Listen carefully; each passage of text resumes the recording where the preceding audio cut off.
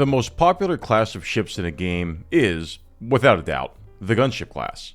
This includes the Constellation series of ships as well as the Corsair. Unfortunately, these beloved ships are going to receive some serious nerfs next patch. Is it justified? Well, let's find out.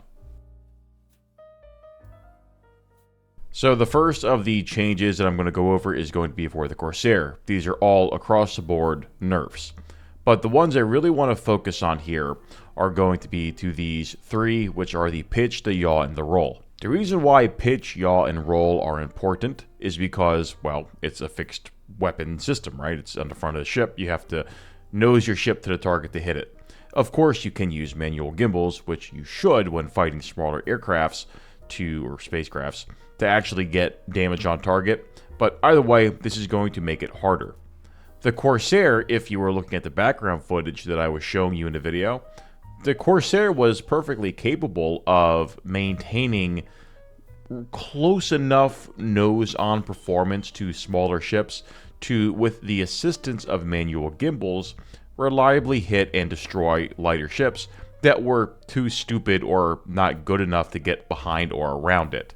Now, that's probably not going to be the case. This ship is going to suffer dramatically.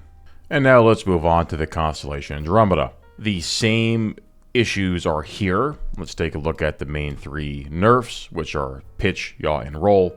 These are just as important for the Connie as they are for the Corsair for the exact same reasons. Getting nose on target and assisting those manual gimbals in actually hitting smaller ships that are trying to fly around it. So yeah, both of these ships are pretty screwed, but let's go ahead and compare them to one another. Now, comparing the Corsair to the Connie together, the Corsair being in red and the Connie being in blue, we can see that they are virtually the same ship. Performance-wise, the speed is pretty much the same. Propulsion, nothing of note. Boost, ship axis rotation, all this stuff, pretty irrelevant. Shield, exactly the same. Wouldn't mind seeing the shield pool go up for size 3s or have them add a continuous regeneration, as I have said in the past. The only real difference occurs once you get to the durability. Don't just look at the bigger number here. The Constellation is, of course, a more durable ship, but we should be looking over at the total health pool here. Yes, the Constellation has a significantly higher total health pool, but it also has about twice the amount of parts on it right here, you can see. So even when it comes to durability, these ships are virtually the same.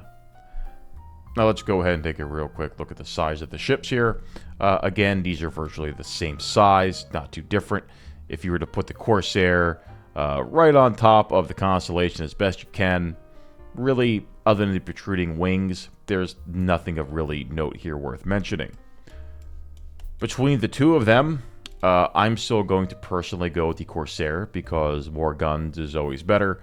But if turret placement mattered and this game had any respect for durability or survivability, the Constellation might be a better ship. But honestly, either one will serve you even post-nerf, so don't think too hard about it. I would just say that these are not going to be very PvP viable. In order for heavy fighters to shine and have a purpose, these ships sadly had to receive a maneuverability nerf. Before the nerfs, the gunship class was superior to heavy fighters in every single way. They had comparable maneuverability, but with drastically higher firepower and survivability. Now, I'd say they're a lot more balanced. However, I would have liked to see the gunship class receive improvements to their durability as compensation. Maybe upgrades to size 3 shields across the board, or just a general buff to hull hit points. Star Citizen doesn't respect survivability, as a ship characteristic anyway. At least not until the mythical implementation of the Jesus tech known as armor. But that could easily be abstracted in the meantime with a hull hit point and or shield buff. Right now, it's all take and no give for this class of ship. Gunships are advertised as multicrew ships. But, as we all know, Multicrew, and turrets still suck in Star Citizen. Currently, the best move is still to strip your turrets for extra capacitor on your main guns and fly the ship solo.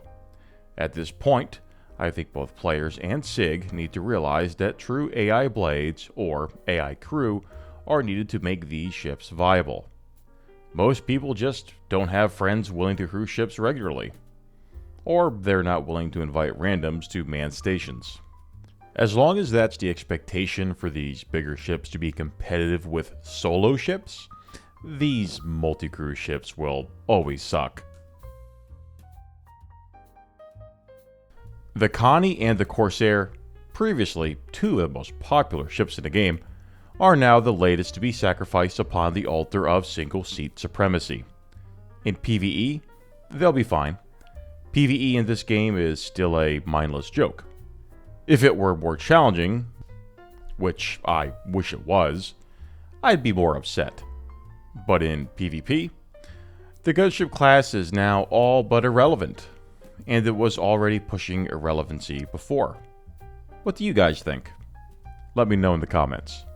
Thanks for watching.